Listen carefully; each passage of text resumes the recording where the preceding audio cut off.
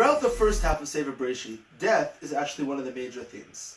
That theme starts off as the punishment for eating from the Eitz Hadat, and it continues along throughout all the generations. Right after the Chet Adam HaRishon, at the end of Parshat Bereshit, as well as the end of Parshat Noach, the Torah gives us a family tree, the father and sons that go on through the generations. At the end of each one of the descriptions of each of the individuals, it says, Vayamot, and they died. Now it's interesting wording, because if you look later on in the Torah, when we have the family trees of Bnei Israel in the desert, or of the children of Yaakov, we don't have that word Vayamot. Why specifically here? It seems to be because Hashem said that after you eat from the Eitz Hadat, what's going to happen to you? You're going to die. And that's what happened. Every single person from then onwards had children, they lived a life, however the life ended. But why does that go away? Why did the word Vayamot go away as we continue onwards? I think it's because of this week's Parsha.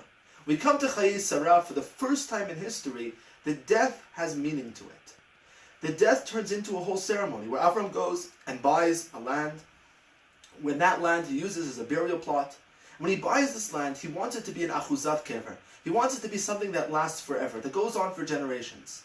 He wants the death of Sarah to not be an end, but rather to be a legacy that continues onwards. Because Avram and Sarah understood that their lives were surrounded much more than just their own individual, personal life and the success they had on their own, but rather their life was devoted for eternity. Their life was devoted for something that will continue on after them.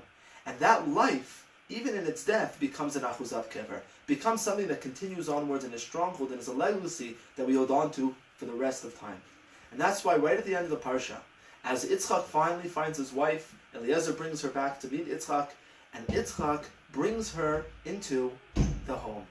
And when it says when he brings her home, is that he brought Rivka into the Ohel Shel Sarah, into the tent of Sarah. All of a sudden Sarah comes back. Sarah lives on, and her work lives on, and her life lives on, even after her death, through the continuation through Yitzchak and Rivka.